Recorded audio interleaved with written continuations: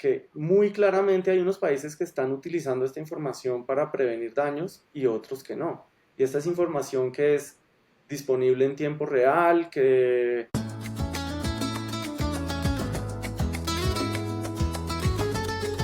Somos Claudia Giraldo y María Isabel Mejía Jaramillo. Bienvenidos a Buena Vida con Buena IA, el podcast donde hablaremos sobre cómo podemos aprovechar la inteligencia artificial para tener más tiempo y disfrutar más de la vida.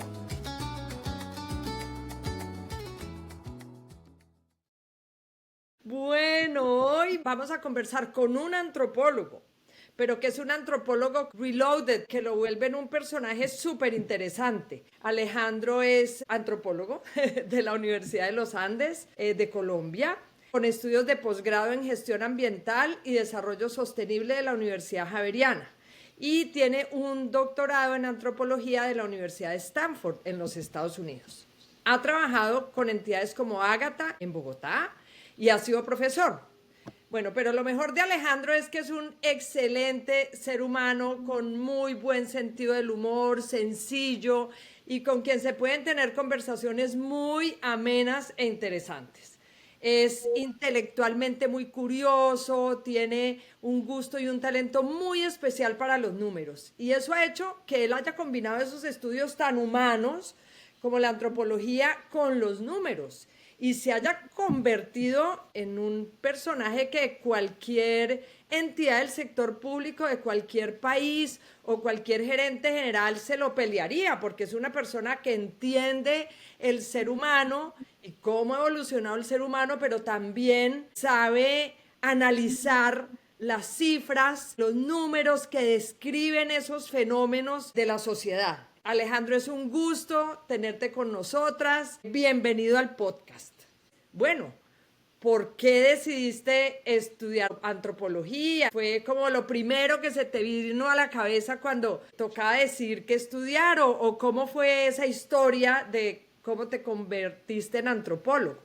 Hola, muchas gracias, qué rica invitación y que muy agradecido por las palabras. Me parece una historia interesante mi llegada como de carambola a la antropología, porque yo empecé estudiando ingeniería de sistemas. Mi papá tenía una empresa de desarrollo de software que por allá en los años 80 eso era poco común, y cuando me tocaba escoger carrera yo entré a ingeniería de sistemas sin mucho convencimiento, pues digamos que había una cierta familiaridad porque mi papá, una actividad que le parecía muy importante era que en las vacaciones trabajara y, o sea, que fuera aprendiendo. Entonces las vacaciones trabajaba en su empresa y él me ponía como a aprender software, entonces yo estaba muy familiarizado con la idea de uno sentarse a leer manuales y aprender a usar un software. Imagínense, yo haciendo business intelligence a los 15 años con las herramientas que había en ese entonces. Y pues, curiosamente, dentro de mi grupo de amigos de ingeniería de sistemas, todos me decían Indiana Jones, siempre era como el chiste, ¿no?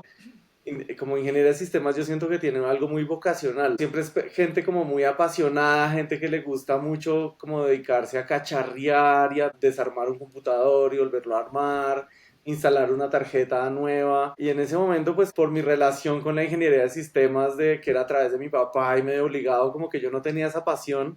Y en cambio, digamos, tenía un amigo mayor que a veces me pedía ayuda con lecturas que estaban en inglés. Y yo decía, uy, estas lecturas tan interesantes de antropología.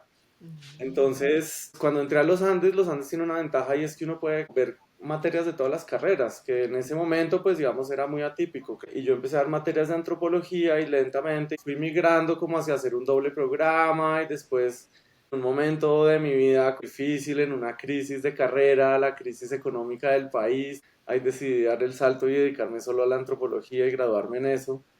Y pues bueno, dedicarme como en esta rama que es un poco atípica en Colombia, como estabas diciendo, de antropología, que no es muy común porque aquí somos muy disciplinares, pero en otros países como que primero siempre ha habido una rama de antropología biológica, que es como más de corte científico, y ahorita con el auge de la tecnología surgiendo como esto de las ciencias sociales computacionales, que es donde por fin me siento que pertenezco, porque sí ha sido difícil mi camino profesional, digamos. Oye, Alejandro, que es bien interesante esa mezcla entre los principios de ingeniería de sistemas, luego la antropología de lleno, pero luego vuelves a los números, y como qué tan familiarizado estás realmente tú con la tecnología, por ejemplo, en tu día a día. ¿Tú qué tanto usas la tecnología? ¿Cómo lo manejas en la casa? ¿Tú tienes un hijo? ¿Qué le dejas hacer a él? ¿Qué no le dejas hacer? ¿Cómo es eso? Pues yo soy muy, muy pro tecnología en general. Con el tiempo pude valorar mucho todo ese conocimiento que había aprendido de los cursos que tomaba en vacaciones, de desarrollo de software y como esa intuición que uno tiene sobre la tecnología, pues yo descubrí que a mí me abrió muchísimas puertas. El privilegio enorme de poder ir a una universidad como Stanford en gran medida fue por tener habilidades de programación. Fui allá un verano a trabajar, conocí un profesor y me dio unas pruebas para que hiciera y pues las pude hacer bastante bien, entonces me abrió muchas puertas. Yo siento que cuando era profesor dictaba una materia que era estadística para ciencias sociales, que en mi concepto es una materia que se ha dictado muy mal en general en todos los programas porque siempre es como un profesor que no quiere estar ahí, con estudiantes que no quieren estar ahí. Todo el mundo sufre, los Todos le estudiantes, el huyen. profesor y nadie aprende nada. Profesionalmente en mi docencia fue como una de mis banderas de batalla, como modificar eso. Y yo, pues una de las cosas que trataba de inculcarle a los estudiantes era que desarrollaran una intuición para usar números, para argumentar, ¿sí? Porque siento que muchas veces hay preguntas que la gente tiene o argumentos que quiere dar y se vuelven unas discusiones de opinión cuando pues, en este momento de la historia hay muchísimos datos para uno ir y que no se vuelva una opinión tantas cosas como si el metro debería ser elevado subterráneos, la reserva Vanderhamen, ¿no? Como tantas cosas que a veces como que uno patina en debates sin sentido y cuando uno mira esto con información que está disponible, pues puede darle como una argumentación en la cual es más fácil entablar un diálogo, creo yo. Y para criarnos, yo siento que una de las cosas más importantes que podemos hacer en este momento es desarrollar en nuestros hijos y en las nuevas generaciones un uso apropiado de tecnología que los ayude, digamos, a crecer ellos como personas, a desarrollarse y pues que vaya un poco más allá de sencillamente como el jueguito que a veces utilizan. Claro, oye Alejandro, ¿y cómo es eso de que le das clase de inteligencia artificial a tus amigos? Te cuento que hoy me vi tu segunda clase, me pareció fantástica. Chévere que compartas cómo es eso, cómo surgió la idea y cómo esos amigos han ido comentando sobre lo que tú les enseñas. ¿Cómo es esa interacción ahí con los amigos? Sí, es una clase que empezó como un experimento, empezó pues como parte de un proyecto que estábamos haciendo para el gobierno, que pues como ustedes saben a veces trabajar en el gobierno implica pues hacer un montón de informes y pasar por cuellos de botella burocráticos que a veces pues como que entorpecen mucho el trabajo que uno quiere hacer, como cosas que no son parte misional del proyecto. Y entonces nos estaban pidiendo un montón de cosas y yo le dije al equipo con el que estábamos, tenemos tantas cosas que no, esto por favor tratemos de automatizar todos estos procesos, formatos, informes. Y entonces les mostré cómo hacer eso con inteligencia artificial y pues esto fue hace ya un par de años, entonces todos quedaron, primero con un susto, dijeron, nos vamos a quedar todos sin trabajo y segundo, por favor dicte una clase de cómo hacer esto, me dijo uno de mis compañeros. Entonces yo dije, bueno, listo, pues chévere, me parece divertida la idea de tratar de hacer como algo de inteligencia artificial para la vida, se llama el curso, que es tratar de utilizar tecnología en general, pero pues digamos, las barreras en general en tecnología que yo veo es que a veces la gente por miedo o por desconocimiento se paraliza. Sí. Entonces, digamos que es una clase que en general es como tratar de acercar al estudiante, a las personas, en general es como una de las filosofías que yo he tenido siempre que he dictado clases, casi siempre, todas las clases que he dictado, las dicto como con un software, sea digamos para análisis de datos con Tableau, para análisis de redes con Gephi, como análisis de datos de Twitter, por ejemplo, para simulación de agentes con NetLogo. Y siento que la barrera más grande en tecnología siempre es como el primer paso. ¿Cómo lo instalo? ¿Cómo lo dejo funcionando? Muchas veces con estos modelos, a veces la gente baja la aplicación que no es y no le funciona y hasta lo pagan. Es como que el objetivo era un poco tratar de traer la tecnología a la vida de la gente y pues Digamos que a veces me pasa que estoy en un proyecto y me piden algunas cosas que pues veo muchos equipos dedicándole mucho tiempo a tareas que hoy en día son no solo fácilmente automatizables, sino que además, más allá de como este debate de si la tecnología nos va a reemplazar o no, como liberar tiempo de tareas repetitivas que no es donde uno está agregando valor y enfocarse cómo amplifica uno el valor que uno puede dar a través de la tecnología. Eso es un poco como la filosofía en general que promulgo.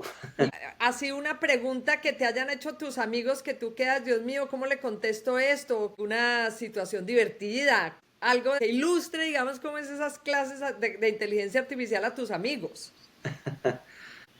Bueno, por un lado, hemos hecho ejercicios que después un amigo me dijo, uy, ese ejercicio que hicimos en su clase, implementamos todo en el proyecto en el que estaba y me funcionó súper bien, o sea, nos dio un montón de ideas.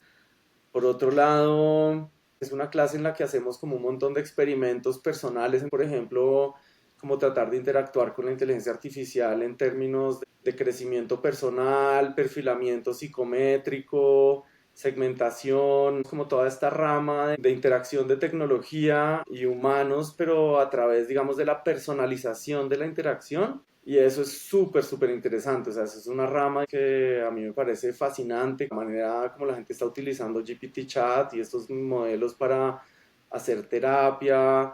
Por ejemplo, en una de las clases una amiga contó como, no, es que mi hija lo que hace es que le gusta a un niño y entonces pone todos los chats y dice cómo le respondo y entonces lo está usando como un coach para saber cómo le responde al niño Increíble. que le gusta.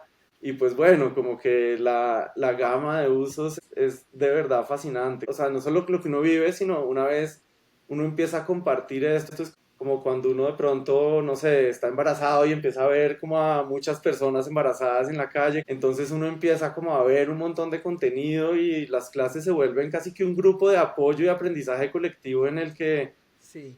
como que todo este boom de noticias que a veces siento que la gente la aturde, pues tener un grupito para poder filtrar, interpretar e integrar a su vida estas noticias tan locas que todos los días hay 20.000 avances, liberan nuevos modelos, nuevos servicios.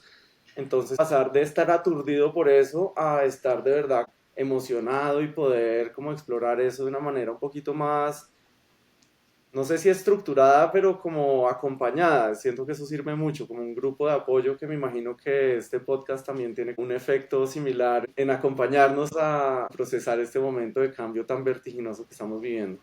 Oyéndote hablar hace un momento, me acordaba yo cuando yo conocí a María Isabel, estábamos en la campaña de que la gente usara más computadores. Y recuerdo que uno de los programas que yo tuve a cargo fue con microempresarios. Y hubo un conversatorio súper interesante donde un señor ya, no sé, tendría unos 50, 60 años, se subió al escenario y dijo, pues la verdad es que mi hijo fue el que me dijo que yo tenía que empezar a usarlo, pero yo no quería porque yo pensé que de ahí me podía salir cualquier cosa, ¿no? Que me podía hacer daño, entonces yo no quise tocar el computador y cuando ya me le medí eso fue súper chévere. Y entonces es un poco eso, ¿no? Mucha gente o bien tiene curiosidad y lo usa para cosas tan simpáticas como lo que cuentas tú, ¿no? De la hija de tu amiga, que yo he conocido ya varios casos así que me dicen, sí, yo pongo todo lo que me escriben y digo, ¿y qué contesto? Entonces la máquina le sugiere. Pero, ¡Qué pero buena qué, idea! claro. Pero también me parece súper interesante crear esos espacios como los que estás creando tú y este que queremos crear nosotros, donde la gente simplemente nos cuente también otros usos que le están dando desde lo que hacen en la vida. Que esta no es una conversación solamente de ingenieros para ingenieros, sino es una conversación realmente de todo el mundo, porque es algo que nos va a afectar a todos de una manera o de otra. Y entonces eso me lleva a decir por qué hicimos este podcast con Alejandro. Últimamente él ha dicho una frase que yo creo que resume mucho esa mentalidad de él y es que la inteligencia artificial hay que usarla para más cosas que para vender hamburguesas. Gracias, Claudia. Esa es una de mis banderas de batalla porque cuando uno está en estos temas de tecnología y uno sabe la cantidad de cosas que se pueden hacer y también cuando está en escenarios, digamos, de política pública, desarrollo, cooperación, y uno ve la manera como se toman decisiones y uno sabe el abismo que hay entre las cosas que son posibles para informar algo y la manera como se toman las decisiones que a veces, y no por mala fe, pero pues que a veces son muy idiosincráticas o a veces los tomadores de decisiones están tan agobiados en tantas cosas que, o sea, todos los chicharrones que tiene el sector público, la toma de decisión en estos problemas de acción colectiva, ¿no? Y la información que hay disponible, me parece que ese es uno de los grandes retos y es uno de los retos que a mí me parece más bonitos en este momento, porque si bien hay muchas tareas que se pueden automatizar, como la producción de documentos, el análisis de una tabla de Excel, en fin, un montón de tareas que son fácilmente automatizables. Por otro lado, hay unos procesos sociales, cómo se organiza una comunidad en torno a una toma de decisión, ¿sí? Y esos son procesos en los cuales, claro, también hay muchas tecnologías que nos pueden ayudar, pero muchas veces la manera como se forma esa decisión, cómo se forma la opinión una persona de qué es lo óptimo y cómo es que debemos actuar, ¿no? El proceso, digamos, de formación de consenso, pues ese es un problema que es de índole humana. Uno de los ejemplos es durante la pandemia, hicimos un proyecto en el cual hacíamos uso de estos datos que digo que se utilizan, digamos, con fines comerciales, que es los datos de celulares, de por dónde se mueve cada dispositivo. Y entonces estos datos los utilizan para saber dónde ponen un café, una hamburguesería, sí, como para estudios de mercado. Y estos datos se han utilizado muy poco para política pública. Durante la pandemia siento que fue como una oportunidad muy grande de innovar en política pública, porque pues ante la emergencia, ante algo, digamos que el status quo, ¿no? Las oficinas que había como tradicionales, la división, los organigramas, pues eso no funciona ante una emergencia, porque las acciones que tomamos siempre pues no son las que toca tomar en una emergencia. Entonces pues el Estado está organizado de una manera como ya muy establecida y llega este nuevo patógeno, esta nueva toma de decisión que tenemos que hacer, que es cómo balanceamos entre que la gente pueda salir a la calle, pero que no se dispare el virus. Y bueno, entre esto nosotros como equipo estábamos trabajando con datos de movilidad, con telefonía celular y entonces pudimos sobre eso construir redes de contacto digitales, correr unos modelos epidemiológicos encima de eso y con eso pudimos identificar unos lugares de la ciudad donde era el lugar óptimo para hacer intervenciones. Claro que con todo el problema de gobernanza, esto fue además en medio del estallido social, era dificilísimo, ¿no? Tomar una acción, entonces hicimos esta propuesta que fue hagamos unas intervenciones específicas multisectoriales en cada uno de estos puntos y con eso podemos reducir el riesgo de transmisión a nivel de ciudad sin aumentar las restricciones de movilidad. Esto involucró un montón de procesos, tanto de gobernanza como de construcción de equipo, de hablar con cada uno de los sectores, explicar el proyecto, la lógica, y después ir a los lugares y explicar, digamos, a los comerciantes que volver una calle peatonal iba a tener muy buen efecto para temas de la pandemia y hablar también con todos los sectores que componen el gobierno de la ciudad y con la ciudadanía. Pues este es el reto lindo que tenemos, que es a medida que estamos en este boom de tecnología, ¿cómo hacemos para que esos procesos sociales, o sea, los humanos siempre vamos a ser humanos y siempre el vecino va a estar peleando con el otro vecino? Y estos son temas que pues yo no puedo automatizar que mi inteligencia artificial vaya y pelee con el otro, o no nos vamos a dejar de pelear mágicamente. Alejandro, a mí me parece que estás dando un ejemplo maravilloso de lo que es el uso de la analítica de datos y la inteligencia artificial, pues para tomar decisiones de política pública. Es exactamente el ejemplo que mencionaste de la pandemia. Y digamos, una de las características que yo veo así maravillosas, habiendo trabajado tantos años en el sector público, es que la inteligencia artificial como que permite tomar decisiones, pero no para todo el mundo por igual, sino que se puede como tomar decisiones por zonas, por ejemplo, por regiones, u ofrecer, digamos, productos o servicios para cada persona dependiendo de las características de esa persona. O sea, todo el tema de la personalización es un gran potencial que tiene la inteligencia artificial y yo me acuerdo que lo hicieron en Bogotá porque no era la misma política de la pandemia para todo el mundo en la ciudad, sino que entonces esta zona y después esta zona y después esta zona, y eso a mí me pareció súper inteligente, ¿sí? Sí, como no tratar a todo el mundo por igual y todas las zonas por igual, sino reconocer que había zonas que tenían un comportamiento diferente a otras. Me gustaría, de pronto, si puedes profundizar un poquito en eso y contar el ejemplo que nos contaste de la malaria. Digamos, el comportamiento de la malaria no es igual en Colombia que en algunos países de África, y no es igual al interior de una comunidad indígena que en una zona un poquito más urbana y así. Entonces, te pediría como, a partir de esos dos ejemplos, explicar ese gran potencial que tiene la inteligencia artificial de personalizar.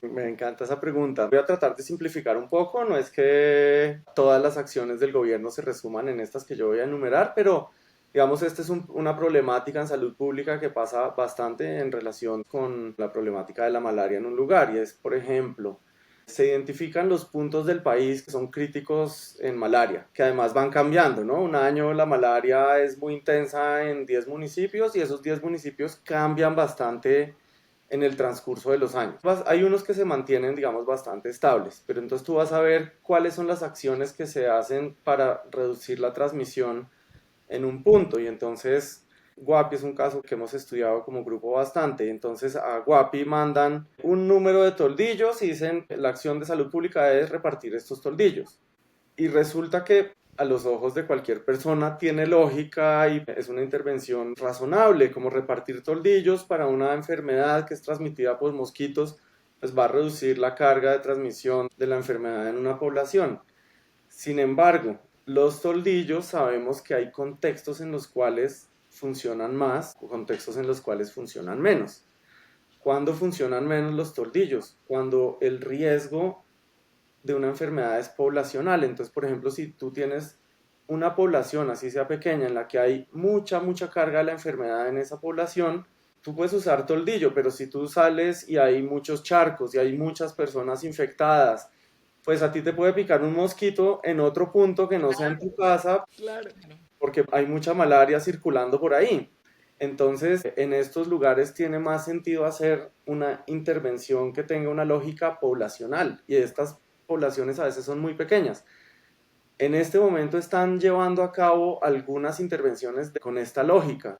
El Ministerio de Salud, el Instituto Nacional de Salud en general, lo que yo te digo, como no es que actúen de mala fe, sino que tienen tantos problemas y pues la malaria es solo uno, y además, ¿no?, la cantidad de municipios que hay en Colombia. Entonces es difícil para el tomador de decisión a veces incorporar toda la información que está disponible para articular una estrategia que sea diferencial, que yo creo que eso que tú estás diciendo es uno de los grandes componentes de esta revolución de los datos, es cómo pasamos de el colombiano promedio, el usuario promedio, la persona de cierta localidad promedio, a María Isabel, a cuántas personas vio que no estuvieran infectadas durante la pandemia y cuál es su riesgo puntual de pandemia, y Claudia y Alejandro.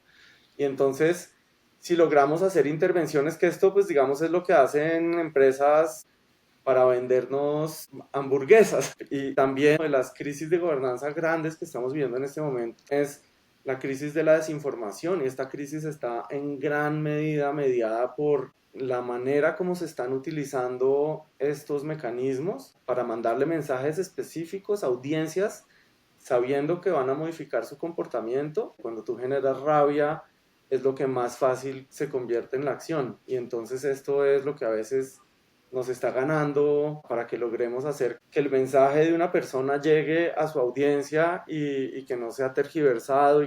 Mira lo interesante que estás diciendo, la importancia de la inteligencia artificial como herramienta, pero teniendo siempre presente que el que toma la decisión es un ser humano o un grupo de seres humanos, y que justamente tiene impacto sobre seres humanos. ¿Cómo mejoramos la atención de desastres, las crisis de salud pública, de medio ambiente? El otro día, cuando hablábamos con Alejandro de eso, le contaba yo cómo es importante, por ejemplo, ese tema de datos en el Caribe con los huracanes, hacia dónde se manda la ayuda, y cómo justamente en países en desarrollo tener esas herramientas para toma de decisiones, pues no solo hace la atención de la crisis mucho más eficiente, sino que la hace más barata, que es algo que justamente todos los países en desarrollo necesitan. Y eso me lleva a una pregunta que es, nosotros hemos hablado en este podcast cómo la inteligencia artificial se entrena a partir de datos, ¿cierto? Pero muchos de los datos son generados en el mundo desarrollado. Entonces, ¿cómo se come eso cuando uno está en un país en desarrollo para efectos de manejo de este tipo de crisis, por ejemplo? Por un lado, yo siento que estamos en un momento en el cual hay mucha información disponible a nivel global, ¿sí? Si tú piensas, por ejemplo, en las imágenes satelitales que hay disponibles hoy de manera gratuita en plataformas como Google Earth Engine, que tienen modelos que puede usar cualquier persona, cualquier ciudadano, cualquier gobierno en cualquier lugar del mundo.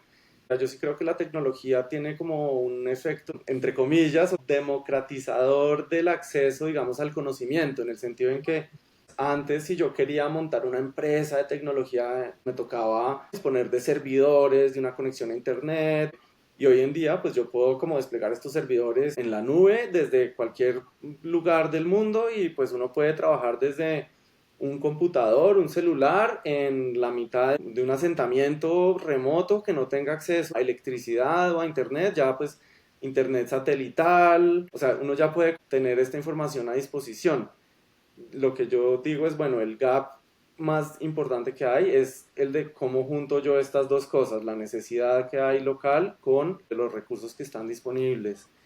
Y otra cosa que, digamos, me parece como interesante lo que tú has mencionado es, por ejemplo, cuando trabajamos en Guapi con el tema de la malaria, una de las preguntas importantes es, bueno, ¿por dónde se mueve la gente? En un territorio del Pacífico, en donde no hay mucha cobertura de celulares, entonces no podemos tener acceso a los mismos datos que usábamos para hacer las redes de contacto en la pandemia en Bogotá. Pues es la muestra de dispositivos que están disponibles para una ciudad más pequeña como Guapi o como, pues digamos, ciudades intermedias y pequeñas en Colombia, pues no está disponible. Pero entonces, por ejemplo, en Guapi, por la pregunta de investigación que estábamos tratando de responder, utilizamos los genomas del parásito porque lo que pudimos reconstruir fue patrones de movilidad y lo hemos cruzado los patrones de movilidad con los patrones de la manera como se relaciona la distribución de parásitos en toda la cuenca del Pacífico, o sea, utilizar los genomas de la malaria como un proxy para la movilidad que hay en un territorio. Esto se puede utilizar. Y Wow. también para el Amazonas en algún momento estábamos pensando, bueno, el Amazonas está en una crisis muy grave, ¿cómo podemos pensar cómo hacer la movilidad? Pues pensamos que el Amazonas va a tener sequías importantes en los próximos años, en los cuales se va a aumentar mucho el riesgo de inseguridad alimentaria.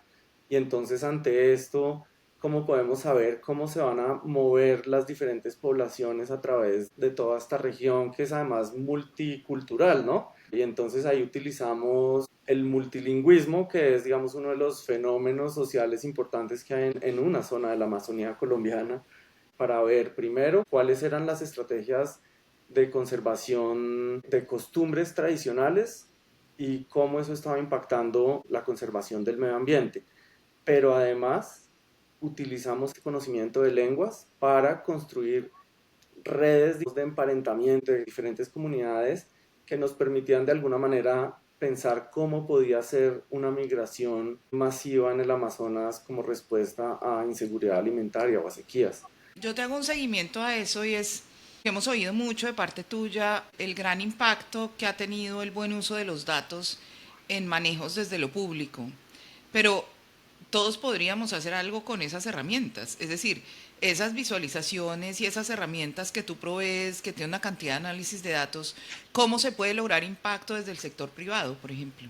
Uf, me apasiona es tratar de pensar en toda la cantidad de fenómenos sociales que pueden estar afectados, las rutas de comercio, la infraestructura, en particular, digamos, ahorita que cada vez es más claro que viene una crisis climática más fuerte. O sea, Bogotá está cerrando un año que no tiene agua, ¿no? Que, o sea, que tiene cortes de agua, que no tiene agua permanente. Y probablemente en unos meses vamos a estar otra vez en los cerros orientales, otra vez en emergencia, quemándose. el impacto, la afectación de esto o sea, si tú te pones a ver, por ejemplo, cuántas regiones que viven del turismo, si tú puedes como hacer algunas predicciones o entender un poco los efectos del clima sobre el turismo, si tú puedes entender cadenas de abastecimiento que esto cuando hablo con personas que trabajan en industria me lo han dicho, como mire, es que cuando hubo esta sequía hubo problemas para abastecer de esta materia prima estos ciertos productos. Y pues muchas de estas firmas grandes están tratando de tener a través de su responsabilidad social impacto positivo en las comunidades pequeñas en todas sus cadenas de abastecimiento. Y pues si tú puedes saber, estas personas están en un mayor grado de vulnerabilidad ante una sequía, un fenómeno del niño que sea severo, dos fenómenos del niño seguidos. ¿Sí? Esto es lo que quizás vamos a empezar a ver cada vez más, que los eventos climáticos extremos sean cada vez más intensos y cada vez más frecuentes. Entonces, a pesar de que vivimos en un país con una vocación agrícola grande, que ha tenido gran resiliencia, pues también sabemos que estos eventos climáticos cada vez van a ser más y más intensos. Y sabemos que hay cultivos como el café, por ejemplo, que si mal no estoy, es como el cultivo de mayor extensión en Colombia, pero además es un cultivo en el cual la mayoría de los cultivos son pequeños, ¿sí? Son fincas de entre 2 y 5 hectáreas y hay muchísimas familias que dependen de esto. Entonces, tener datos para poder hacer algún tipo de plan para estos gremios a mí me parece que es fundamental y me parece que como que no he No se ha estudiado lo explorado. suficiente. O sea, ahorita como digamos las aseguradoras están empezando a generar productos que son como riesgos no paramétricos para las cosechas. Entonces, si hay algunos valores, por ejemplo, de lluvias o sequías que están por encima o por debajo de cierto nivel, se activan seguros para que estos pequeños y medianos agricultores puedan acceder a seguros. Pues a mí me parece que esto es súper importante, pero esto es solo el principio, ¿sí? Esto yo creo que cada vez va a ser más y más urgente y refinar estos productos, o sea, en términos de protección de la inversión, en términos de caracterizar bien el riesgo para diferentes poblaciones, sectores, gremios, pues va a ser cada vez más y más importante. Claro, Alejandro, quiero que volvamos a las aplicaciones en el Estado y tú cómo ves dentro de las administraciones públicas que conoces, ya sea en Colombia o en otros países de América Latina, realmente el sector público en América Latina, ¿sí crees que esté aprovechando los datos y la inteligencia artificial para la toma de decisiones? ¿Tú cómo ves como el estado del arte, digamos, del uso de datos e inteligencia artificial para formular y ejecutar políticas públicas? ¿Cómo lo ves tú? Uf, pues bueno, esa es pregunta súper interesante. Aquí quizás voy a pisar un par de ampollas, Pero pero yo me creo que sí parece, vale la pena, si hay que hacer algún jalón de orejas, pues toca hacerlo. Mira, yo he trabajado tantos años en el Estado, esa ha sido una de mis luchas, entonces, pues que no lo sí, diga yo. Lo estoy utilizando. gracias, gracias. Me siento como un prompt de GPT Chat.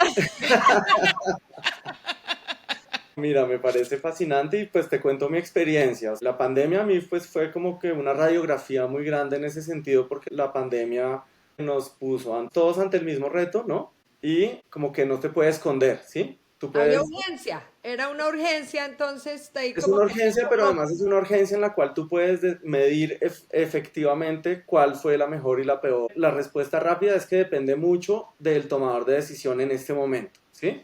De la persona. De la persona que esté ahí. Entonces nosotros pudimos hacer un piloto en Palmira porque había un alcalde que creía en esta lógica de utilizar ciencia para toma de decisión. Pues la alcaldía de Bogotá en eso pues a mí me despierta la mayor admiración, no solo la alcaldesa, sino todo su equipo de trabajo estuvieron de verdad como súper abiertos a trabajar.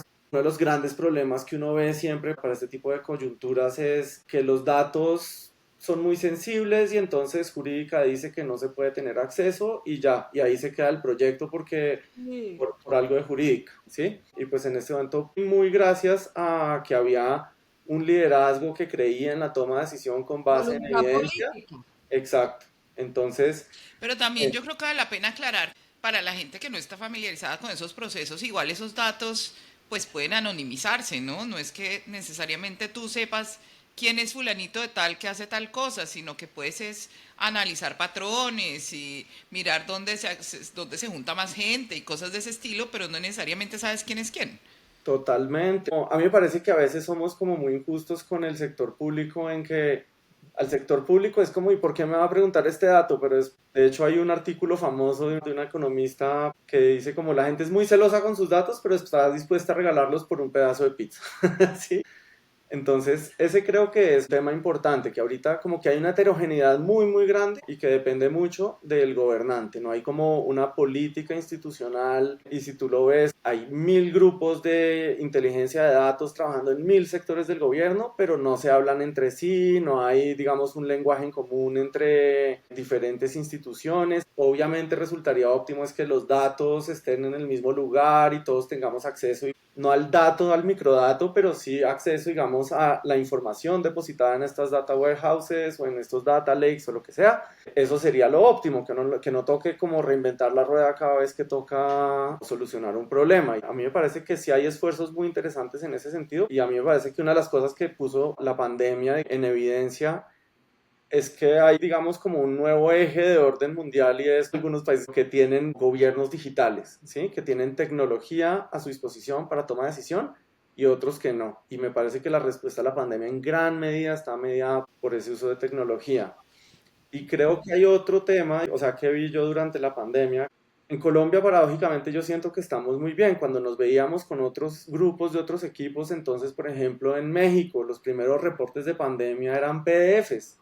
¿Sí?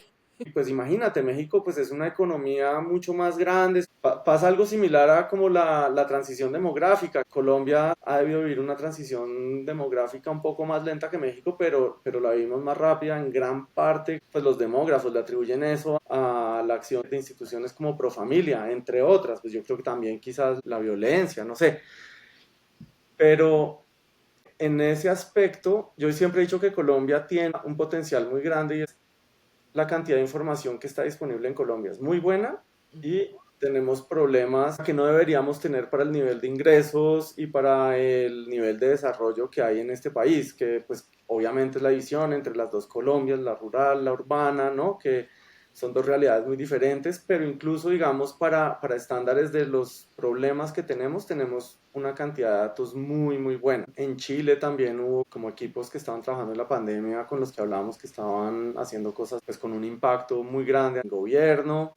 Qué irónico lo que dices tú, ¿no? Porque si la gente tuviera claro, los tomadores de decisiones, cómo pueden multiplicar impacto con el buen uso de datos, pues no habría ni que pensar. Incluso para fines políticos, es decir, yo puedo mostrar que soy mucho más eficiente y gasto menos y tengo un impacto grandísimo, pues yo le apuesto. Yo creo que es un poco el desconocimiento de los temas, pero por eso pues esas herramientas que tú manejas y cómo manejas esa información, pues hace una diferencia gigantesca.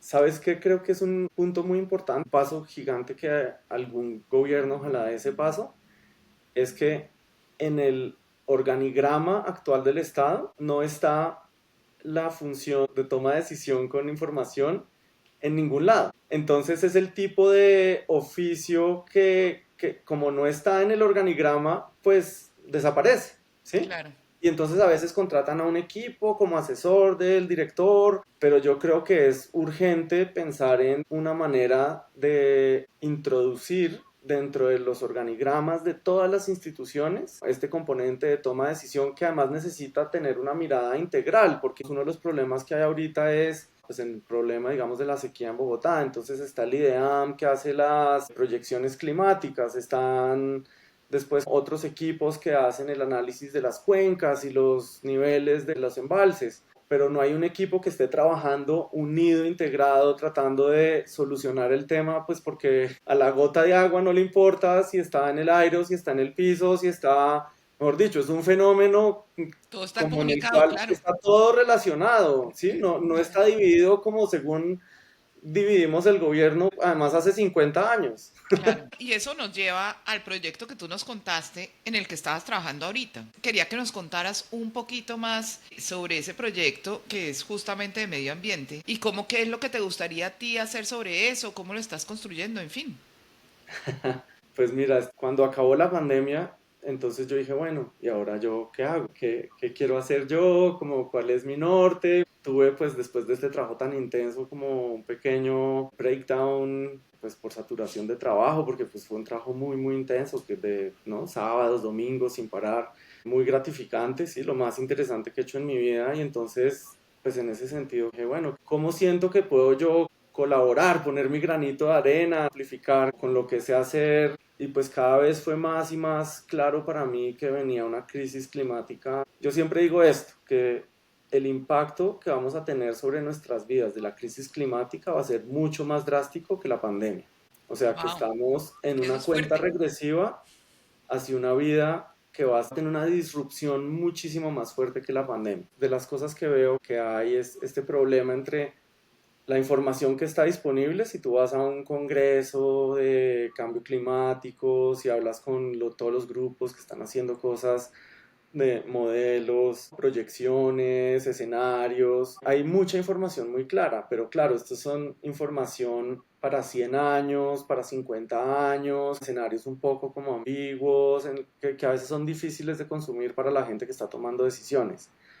Y por otro lado, pues tú ves como las emergencias que cada vez son más intensas, más fuertes, más cercanas. Entonces, todos los años tenemos los incendios y la temporada de incendios en Canadá, en Estados Unidos, se queman los parques nacionales, los incendios de Chile, las inundaciones, ¿no? La Dana en España, lo que acaba de pasar, la inundación en Sevilla. Como que estos eventos cada vez son más frecuentes, más intensos y abarcan un área más extensa. Entonces, el proyecto en el cual decidí enfocarme fue producir alertas tempranas para estos eventos climáticos extremos, que son básicamente deslizamientos, inundaciones, incendios forestales y olas de calor. Que estos son fenómenos que lo que yo siento es que tenemos mucha información que no está siendo utilizada para tomar decisiones antes de que lleguen estos eventos. Y te doy un ejemplo. Ahorita Taiwán creo que vivió 4 ciclones consecutivos en la última temporada de ciclones. Y si tú comparas los daños y la cantidad de lluvia que hubo por esos ciclones en Taiwán con lo que pasó en Europa, en España, me parece que no tiene comparación, que muy claramente hay unos países que están utilizando esta información para prevenir daños y otros que no. Y esta es información que es disponible en tiempo real, que está disponible para todo el mundo. Y entonces el gran reto en este momento es cómo yo puedo aterrizar toda esa información para accionarla a una escala microterritorial. Entonces, cómo puedo yo darle esta información a las ciudades pequeñas de Colombia y cómo puedo hacer que no vuelva a pasar lo que pasó en Armero, que no vuelva a pasar lo que pasó en Sí. Mocoa, que digamos recurrentes, que a mí me da una tristeza enorme porque yo lo que siento es todas estas son vidas que se pierden, que es totalmente prevenible. Claro que salva vidas literalmente. Sí, podemos aumentar significativamente el bienestar de las personas en estos contextos si les damos como unas alertas adecuadas. No sé si vieron ahorita el glaciar que sepultó un par de pueblos y afortunadamente estos pueblos habían sido evacuados En Suiza. en Suiza. Y esto es como lo que a mí me parece urgente, ¿sí? Porque lo que estamos viviendo son cantidades desmesuradas de lluvias, cantidades desmesuradas de sequía, de calor, y pues esto está teniendo impactos gigantes en pérdida de cosechas, de infraestructura, y esto puede llegar a problemas graves a nivel nacional como inseguridad alimentaria a nivel global, de hecho. Y mira el Entonces, ejemplo que pones tú de Suiza, pues de hecho es un muy buen ejemplo, ¿no? Cómo todo el pueblo desapareció y creo que murió una persona, porque las autoridades pudieron tomar decisiones a tiempo, pudieron evacuar el pueblo y por supuesto hubo daños materiales, pero la gente ya se había reubicado y todo fue mucho más manejable. Claro. Oye, Alejandro, ya para ir terminando, cuéntanos definitivamente qué es lo que más te emociona de la inteligencia artificial. De pronto de lo que puede venir. hace poco estaba hablando con una colaboradora y entonces no me vio como con la emoción de la tecnología y la inteligencia artificial y me dijo, claro que tú eres uno de esos de la singularidad. Y Expliquémosle a la gente qué es la singularidad, Alejandro, Ay, porque Dios mío. muchos no saben. Sí. pues no, es uno de esos conceptos como que la gente vota y que todo el mundo habla, pero que no tiene como una definición muy puntual. Como yo la entiendo, pues sencillamente se refiere como a un punto de la historia a partir del cual todo lo que nosotros hemos vivido anteriormente va a cambiar dramáticamente y vamos a vivir en un contexto que va a ser tan permeado por la tecnología y gobernado por la tecnología que yo sé que ya parece que viviéramos en eso, pero pues sí parece que estamos muy muy cerca de un umbral a partir del cual nada va a volver a ser lo mismo. Y yo creo que eso además va a ser como una revolución que va a potenciar otros campos, pues digamos, no lo digo yo, sino lo dicen como las personas que se dedican a estudiar eso. Y yo creo que pues bueno, como que tiene tanto de bueno como de malo, ¿no? Pero sí, pues a mí me emociona muchísimo lo que vamos a ver en los próximos años en términos, pues a mí que me gusta seguir como todos estos temas de salud pública, de desarrollo, digamos, de tecnología para la salud, lo que vamos a ver en términos de medicina. Por ejemplo, hasta ahora están empezando a surgir los primeros usos de CRISPR, pero la inteligencia artificial lo que probablemente hará es que va a potenciar todo esto de una manera que ni siquiera imaginamos. ¿Qué es el CRISPR? El CRISPR es como la edición genómica, como que se pueda editar específicamente los Como lo que hicieron con el bebé acá en Estados Unidos. exacto. Tú leíste, Marisabel. Fue súper No, interesante. yo no Un oigo bebé. noticias. Hoy me acabo de enterar de lo de Suiza y así. Bueno, pues un bebé nació acá en Estados Unidos con un problema genético que hace que los bebés con ese problema normalmente duren solo unos pocos días. Y cogieron un equipo de expertos y lograron ponerle unas inyecciones al bebé que se pegaban a ciertas partículas del cuerpo y lograban modificarle y eliminar ese defecto en sus genes para que el bebé sobreviviera y el bebé se curó. Dios.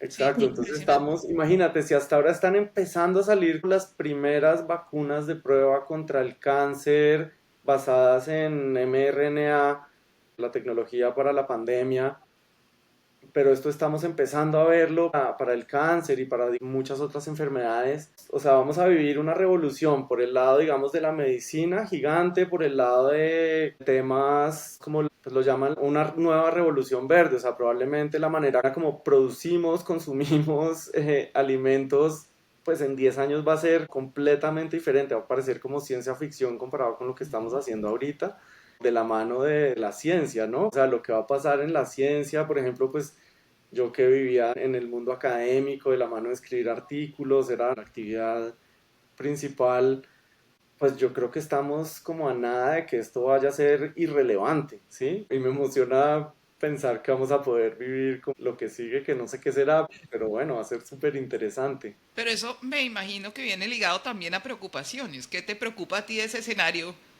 Tú que eres un singularity guy. Hay algo que yo siento que es como de este momento, que ya lo veo que está sucediendo. Los futuristas, una de las técnicas que usan es qué cosas estamos viendo hoy que parezcan que son del futuro. Y yo digo que deberíamos estar teniendo a nivel global, así como tenemos estas reuniones, las COP para el cambio climático, deberíamos estar teniendo estas reuniones para la desinformación, ¿sí? Porque si no nos podemos poner de acuerdo, pues no vamos a poder resolver ni el cambio climático, ni nada. La mayoría de la información está basada, a mi modo de ver, en, digamos, lo que los analistas, los antropólogos que hacen teoría crítica sobre redes sociales llaman la era del capitalismo de vigilancia. Esa es la promesa de este nuevo capitalismo, que es las redes sociales tratan de mantenernos a nosotros activos por medio del circuito de la dopamina, ¿no? De volvernos pues prácticamente adictos a estas tecnologías. Y a través de estas tecnologías de volvernos adictos empiezan a mostrarnos y mostrarnos noticias de una manera diseñada específicamente para modificar nuestro comportamiento, principalmente a través de la rabia. Entonces lo que estamos viendo es un canal posible de modificación de comportamiento a través de la rabia y la dopamina. Pero lo que estamos viendo ya es que la gente a través de estas tecnologías de inteligencia artificial está desarrollando toda la gama de sentimientos, ¿sí? Todas las emociones, sentimientos. Y si nosotros nos volvemos manipulables a través de todos estos otros canales, pues lo que hemos visto, el impacto que han tenido las redes sociales en la democracia y en la gobernanza global, pues yo creo que lo que vamos a ver quizás sea un poco peor. en el sentido de lo que ya está empezando a suceder, ¿no? De la gente enamorándose de la inteligencia artificial, de la gente quitándose la vida por la inteligencia artificial, y pues digamos la manera como nosotros nos comportamos, el impacto que recibimos de estas tecnologías, lo veo como potencialmente mucho más fuerte que las redes sociales. Para bien, ojalá, pues no, como así como la gente lo usa para terapia y hay información de que ya hay experimentos y reportes científicos que sugieren que la inteligencia artificial es mejor que un terapeuta humano en ciertos contextos, hay que ponerle ese asterisco a todo porque obviamente pues todo tiene sus excepciones y sus momentos en los que falla, pero sí creo que estamos desarrollando potencialmente herramientas de manipulación masiva, pues que descontroladas pueden llegar a ser. Y el problema es que la regulación y la manera como las entendemos va 10 años atrás. Entonces ahorita estamos tratando de entender y regular cosas que pasaron hace 10 años. Claro, eso creo que nos lleva a la conclusión de que va a tocar ponernos las pilas, ¿no? Como decimos en Colombia, nos va a tocar tomar el toro por los cuernos y empezar a mirar cómo hacemos esfuerzos justamente para regular, para educar, para todo lo que necesitamos en esta era de inteligencia artificial que se nos está viniendo además a pasos agigantados. O sea que el mensaje es usar la inteligencia artificial de forma inteligente. O sea, tenemos que ser conscientes de los riesgos y un poco también lo que buscamos en este podcast es mostrar las grandes oportunidades, pero también los riesgos para que la gente no se quede paralizada, lo use, pero sepa exactamente cómo lo pueden estar manipulando y cuáles son los cuidados que debe tener al usarla. Exactamente. Y hablando de uso, Alejandro, nosotros nos gusta terminar los episodios pidiéndole a la persona que entrevistamos de pronto que nos dé un par de recomendaciones o consejitos para la gente que nos está oyendo. Con base en todos los temas que acabamos de hablar, ¿qué les recomiendas tú leer o herramientas de inteligencia artificial que crees que sería interesante que consulten? ¿Qué nos aconsejas tú? ¿Qué le aconsejas a la gente que explore? The Age of Surveillance Capitalism. Ese. El libro está súper interesante. Hay un autor que pues sigo bastante que se llama Ray Kurzweil, no sé cómo se pronuncia, que es como El un de futurista Singularity. famoso que habla de la singularidad y pues que tiene unas predicciones como muy concretas y aterrizadas y digamos que hoy estamos viviendo cosas que él en los 90 había anunciado. Me parece que él es súper interesante, aunque obviamente todos pues somos humanos y también como todos los humanos él a veces me parece que se descacha, pero me parece que eso es súper interesante, su perspectiva y su mensaje. Me parece que ahorita además estamos viviendo avances tan diversos en la ciencia que hay un tema que me gusta muchísimo que como que es la mezcla de todos estos y hay un autor que trabaja esto que es como qué es la conciencia, ¿no? Y este es un tema que se ha trabajado desde neurociencias, desde ciencias de la computación y ahorita desde unas teorías de la física, ¿no? Que dicen que la conciencia es como anterior al espacio-tiempo y que es el elemento fundamental del universo. Ese se llama Donald Hoffman, si no estoy mal, les puedo confirmar el nombre. Y todos además tienen como libros, pero podcast. Y bueno, un autor que me gusta mucho de ciencia ficción que se llama Ted Chiang, que me parece que habla como que no es específicamente inteligencia artificial, pero sí como sobre como la tecnología en la vida y como reflexiones sobre lo que somos. Es el autor de un cuento en el cual se basa la película Arrival, que llegan unas naves espaciales que son como una sociedad como de pulpos. Es una película fascinante.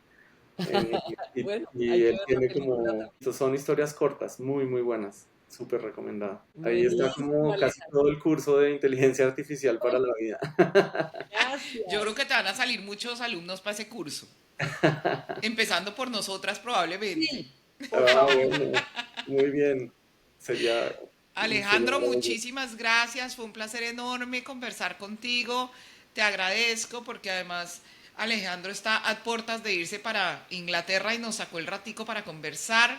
Muchísimas, muchísimas gracias y esperamos que sea la primera de muchas conversaciones. No, muchísimas gracias a ustedes por la invitación. Dale. Gracias, Alejandro. Chao, que estén Que muy estés bien. muy Muchas bien. gracias. Bueno, Marisa, creo que tuvimos un poco de todo, ¿no? De la parte informativa, de la visión de la inteligencia artificial desde alguien que está dedicado a la antropología y a los fenómenos humanos y sociales que eso me pareció súper interesante.